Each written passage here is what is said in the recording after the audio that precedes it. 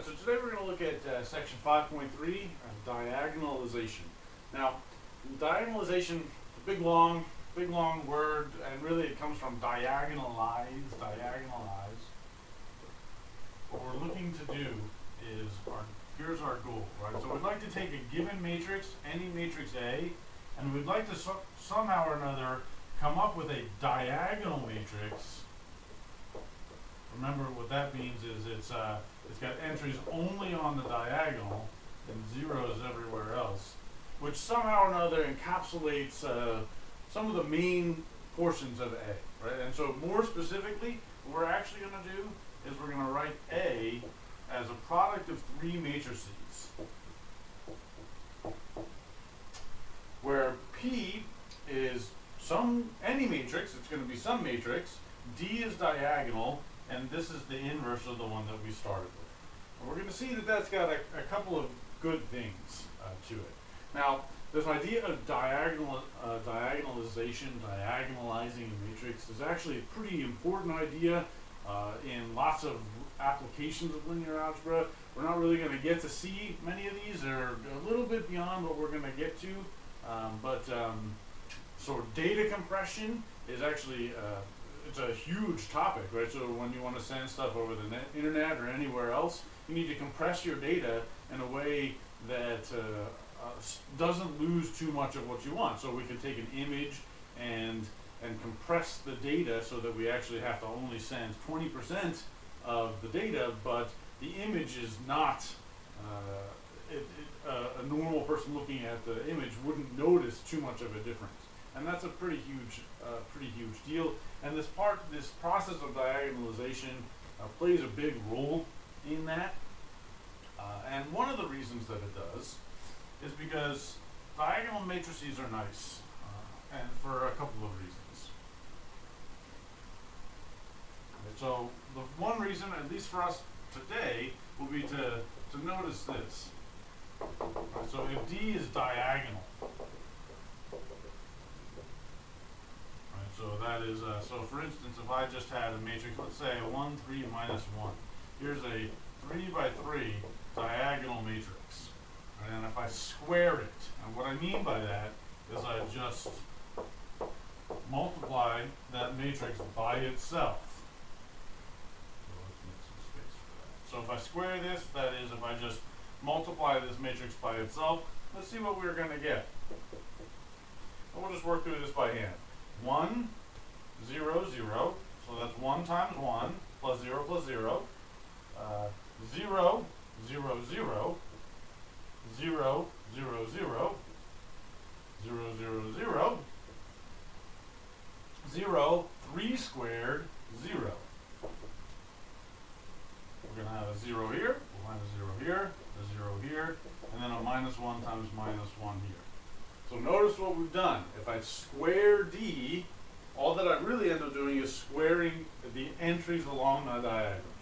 And that's a really nice thing. Normally, when I multiply matrices together, it's a complicated process. Each entry depends on lots of the original entries. But for a diagonal matrix, multiplying is as easy as possible. And so let's notice something else, what that means for us. Another simple application of that idea is if I take suppose that I had P times D times P inverse, where P is any matrix as long as this matrix over here is the inverse of the one that we're starting with here, and D is diagonal. And then I take this to a large power, right? So maybe 1,000. That's a pretty large power. In general, if I had a matrix and I took it to a large exponent, I'd have to take that matrix and multiply it by itself 1,000 times. If you ask a computer to do that, that's a lot of calculations, because each individual matrix multiplication is a lot of calculations, right? To get to a single entry in a 3 by 3 matrix, I actually have to have, I need 3 calculations of product, right? So that's already a lot of stuff. And then if I do this 1,000 times, that's pretty huge. But notice what that is, right? So that's just P, D, P inverse times P, D, P inverse times all the way to the end, P, D, P inverse. But P inverse times P is the identity. And the identity times anything is just that same thing. So all of these P inverse P's are going to cancel out. And in the end, I'm going to get P times, I have 1,000 D's, and then P inverse at the end. Now, we've just discovered that taking a matrix to a power is easy. If it's diagonal, all I need to do is take the entries on the diagonal and take them to that power. And so this is a hugely smaller calculation than this original one up here. And this is part of our idea with data compression. If we can find this nice form of the matrix, then future calculations with that matrix go way down compared to if we needed to do it just from the definition or just by hand. Okay, so that's our goal here. When I say diagonalize a matrix, this is what I'm looking to do. So definition. The matrix A is diagonalizable.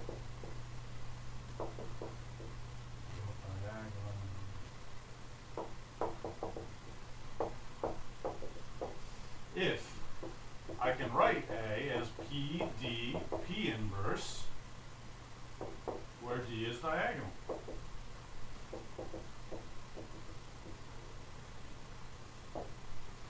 Now we're going to come up with some rules that tell us when A is in fact diagonalizable, and we'll figure out when we can do it and when we can't, and how to figure out what D is and how to figure out what P is based on A.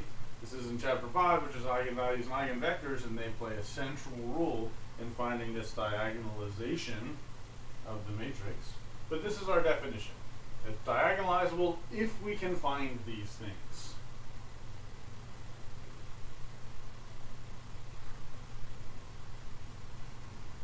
All right. Now, let's talk about when that happens. Again, I'm going to write down a theorem. I'm not going to prove the theorem. We're going to talk about how you can use it in a given situation with an actual matrix, but this is a theorem that tells us when we can do it. A matrix A, let's say that it's a square matrix, which is n by n, is diagonalizable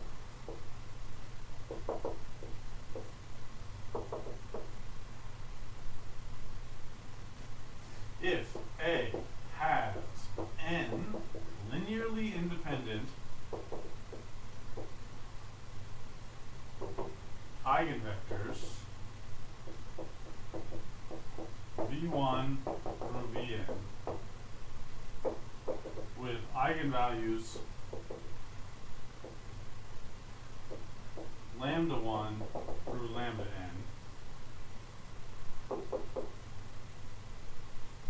then P is in fact the matrix that's given by the eigenvectors v1 all the way to vn, and D is a diagonal matrix whose entries are in fact the eigenvalues in the same order as these eigenvectors.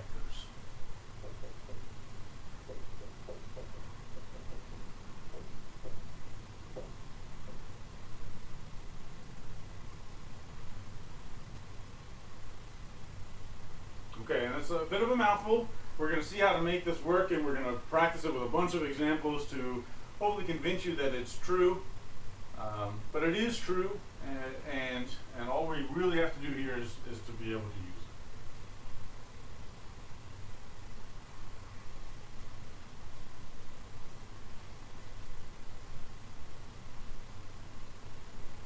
it. Okay. Okay, so let's just look at one. Suppose that A is 1, 3, 4, 2. Diagonalize A if possible.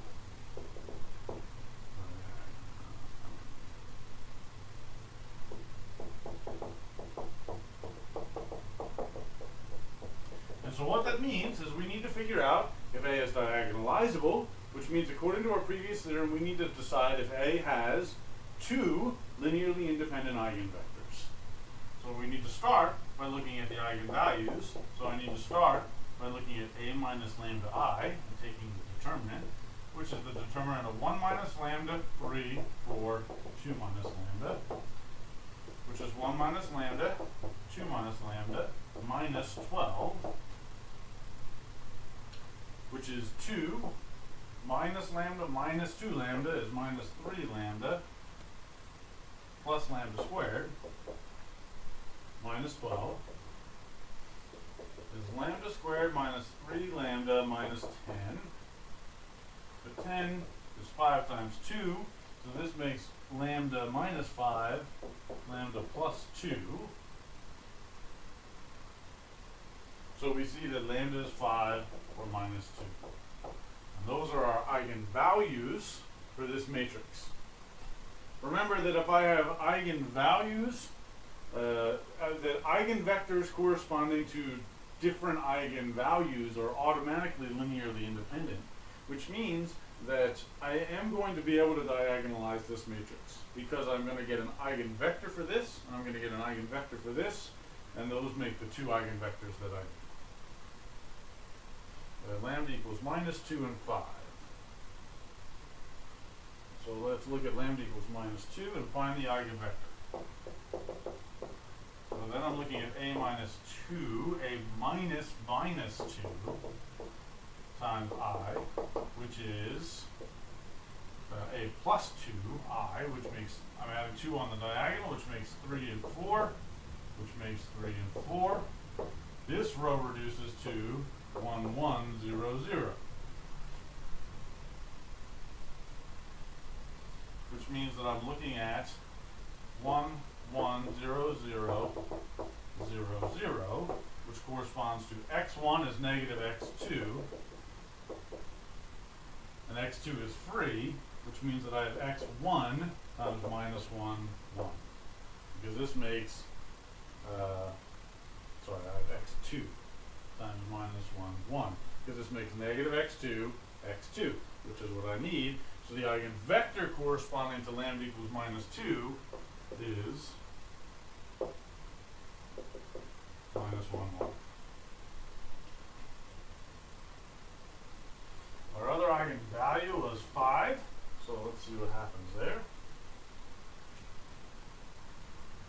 I want a minus 5i, which is minus 4, minus 7, 3, 4. Oh, sorry. When I subtract 5, I get minus 3.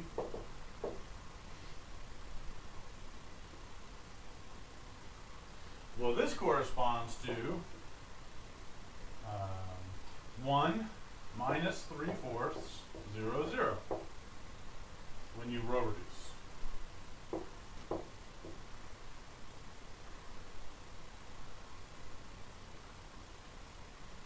Which means that this reads x1 is 3/4 x2, which means that I get 3/4 x2 times x2, which is x2 times 3/4 1. Which means that my second eigenvector is 3/4 1. But we're going to make our life a little bit simpler here. Remember that any multiple of an eigenvector is still an eigenvector. So I can actually I can scale this by whatever I want, and I haven't changed the fact that it's an eigenvector corresponding to lambda equals 5. And since I don't like fractions, I'm actually, instead of this one, I'm going to multiply this whole thing by 4, in which case I get the eigenvector 3, 4.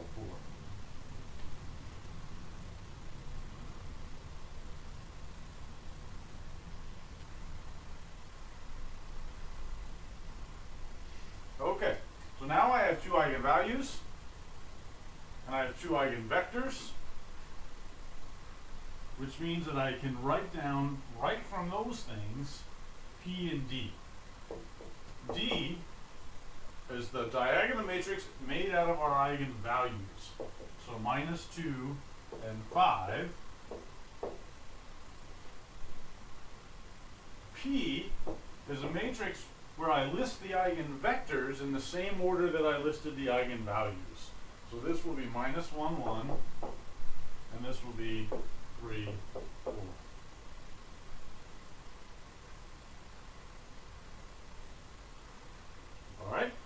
just to check, my claim now is that A is in fact P, D, P inverse. Let's take a second. I'll put this calculator on the screen so we can see what's actually happening. We will check and see that in fact this is true.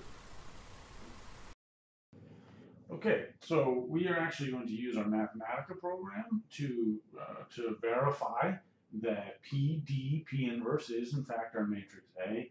Again, this isn't something you have to be able to reproduce, but we're going to see some more and more uses of Mathematica as we continue throughout the semester. And so just to give you a flavor of how things work, we'll be looking at some of these things in the program as well. So all I've done is define the matrix A. Remember that our matrix A was 1, 3, 4, 2. So this is just a list of lists, or list of the different rows. And then if we use this command matrix form, it puts it into the form of a matrix that we're used to. So that's the matrix that we had, that we started with A. We calculated P and D directly by finding eigenvalues and eigenvectors. And I've entered the P and the D that we found. Here's the matrix P, and then put into matrix form down here. So eigenvector -1, 1, and eigenvector 3, 4.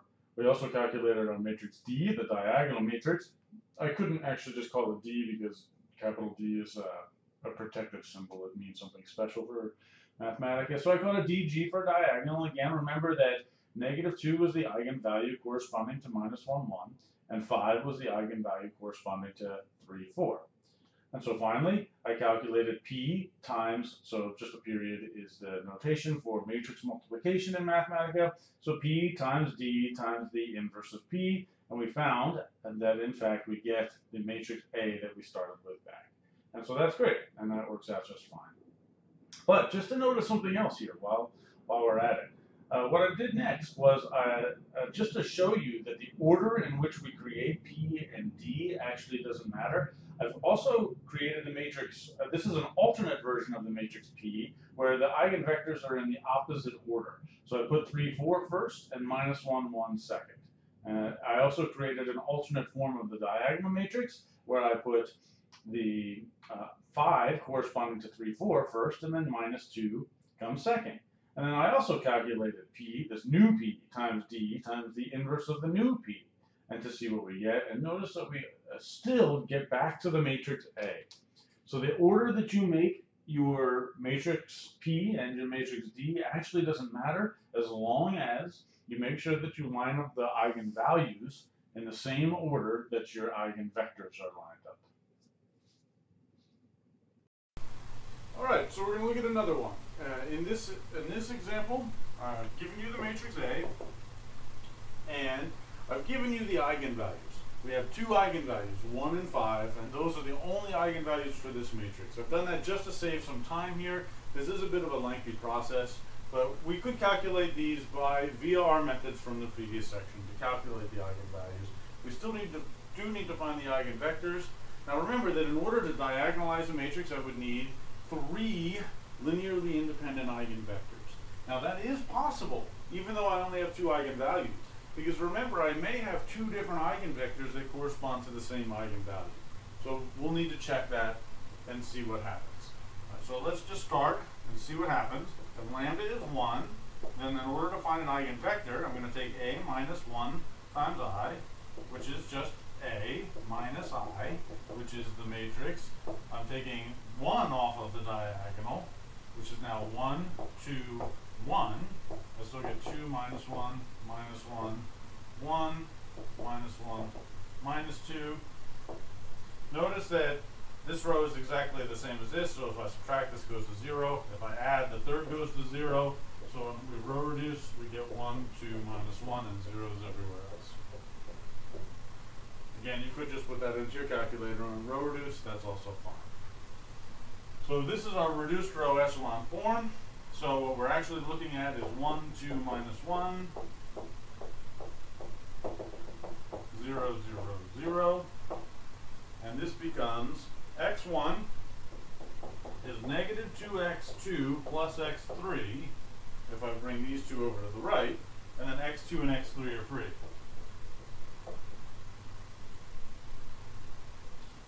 save my matrix up here.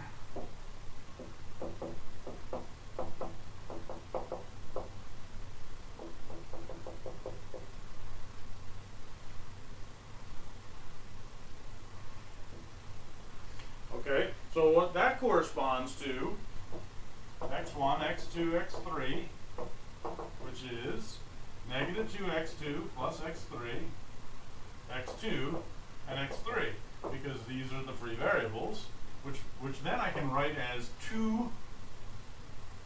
I actually get the dimension of the eigenspace corresponding to lambda equal 1 is going to end up being 2 because I have 2 free variables.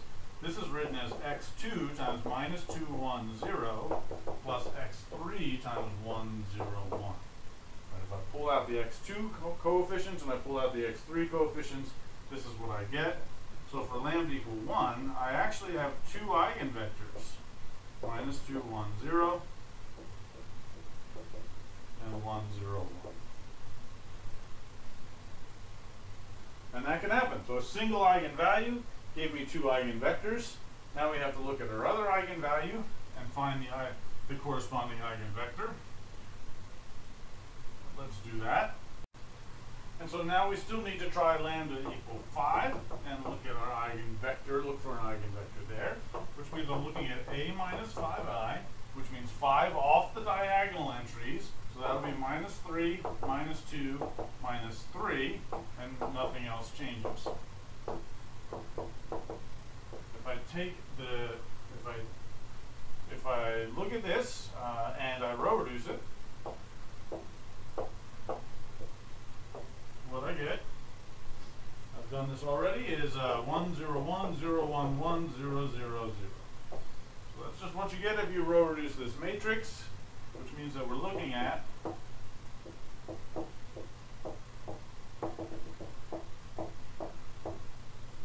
this system of equations, which corresponds to x1 is negative x3 when I bring that over to the other side, x2 is negative x3, and x3 is free. Which means actually what we're looking at is x3 times minus 1, minus 1, 1.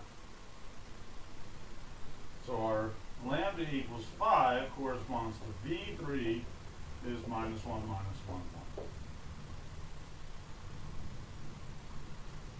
1. So finally, now that I have 3 eigenvectors, I can diagonalize this matrix A, and what I get is that the diagonal matrix part is the eigenvalues. Careful, we have lambda equal 1, so, but we actually ended up getting 2 eigenvectors for lambda equal 1, so I'm going to list 1 twice on my diagonal matrix, and I'm going to list 5 one time because I got 1 eigenvector corresponding to that. Everything else is going to be 0. And P I get just by, so lambda equal 1 corresponded to 2 different eigenvectors, but nevertheless, below 1, I'm going to write those 2 eigenvectors.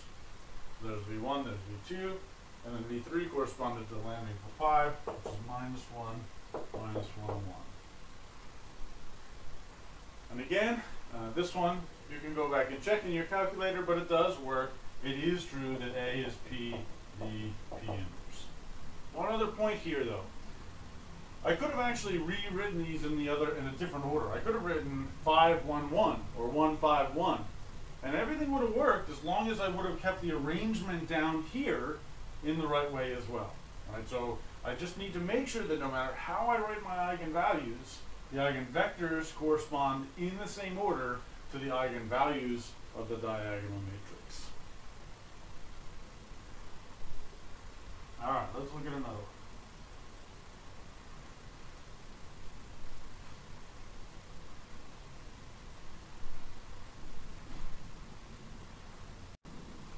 In this example, we've again got a 3 by 3 matrix. This is our matrix A, and we want to see if we can diagonalize it. I haven't given you the eigenvalues because this is one that you should be able to read the eigenvalues off. If I have a triangular matrix, which is what we've got a diagonal. This is lower triangular because everything is below, but we have zeros above. Right, so if we have a triangular matrix, the determinant is just the diagonal entries, which means that the eigenvalues are just the diagonal entries. Right, so the only eigenvalue here is 2. And that's the only one that exists for this particular matrix.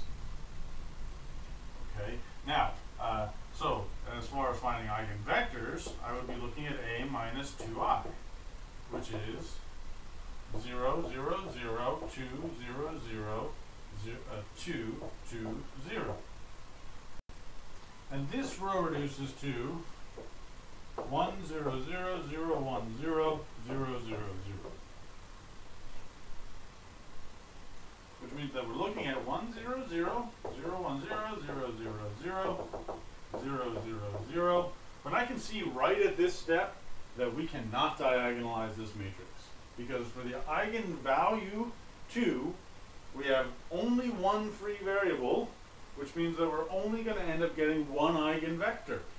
Right? So this has one free variable, which means we get one eigenvector. In order to diagonalize a matrix, I need as many eigenvectors as we have columns. I would need 3, which means that this is not diagonalizable.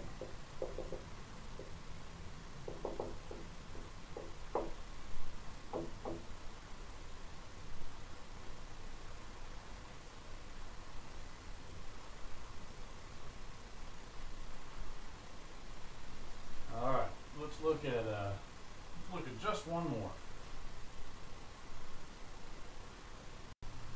All right, and so for this final example from this section, we've got another matrix, and I've given you the 2 eigenvalues. One of these eigenvalues is lambda equals 0. Let's remember what that means. Right? That means that the original matrix that we started with, in fact, is not invertible. That actually doesn't matter here. Right? So we're not worried about that. When we look at, all we need is that the P matrix is invertible. So this is okay, the fact that we have 0 as an eigenvalue. So again, what we're looking for, we're looking for eigenvectors corresponding to 0 and 1. So let's start with lambda equals 0. So that means that I'm looking at A minus 0I, which is just A. So this is our matrix A, and so then we need to row reduce that matrix. And if I row reduce that matrix, what we get is the following.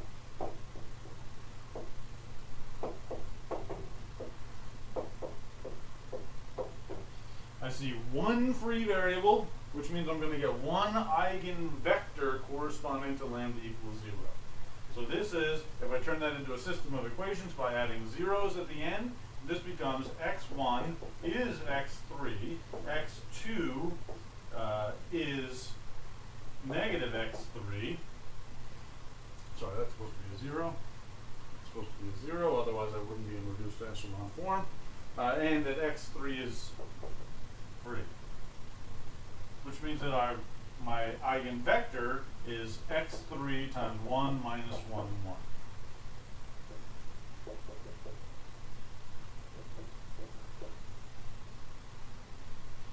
Alright, and so that's what we get for lambda equals 0.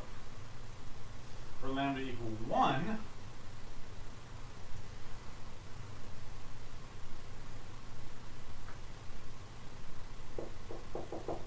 we're looking at A minus 1I, which is minus 1, minus 1, minus 1, 1, 1, 1, minus 1, minus 1, minus 1. Well, these are all the same row up to that negative 1, so when I row reduce, what I'm going to end up getting is 1, 1, 1, 0, 0, 0, 0, 0, 0. And now I see 2 free variables, which means I'll get 2 eigenvectors, which means when I combine into this one, I will end up getting 3 eigenvectors, and so this matrix is in fact diagonalizable. This reads x1 is negative x2 minus x3, where x2 and x3 are free, which means that my vector, as far as the x2 component is concerned, is minus 1, 1, 0, and the x3 component will be minus 1, 0, 1. So for lambda equal 1, we got 2 eigenvectors, minus 1, 1, 0, and minus 1, 0, 1. Which means I can put this all together and diagonalize my matrix. Even though that matrix was non-invertible to start with, our diagonal matrix will be the eigenvector or values 0, 1, 1, 0, 0, 0, 0, 0, 0. It's still a diagonal matrix even though it has a 0. And the matrix of the eigenvectors will be 1, minus 1, 1, minus 1, 1, 0, and minus 1, 0, 1. Again, check it out, but P, D, P inverse will in fact recover our matrix A that we started with. So that's the section. I'll see you next time for some more chapter 5.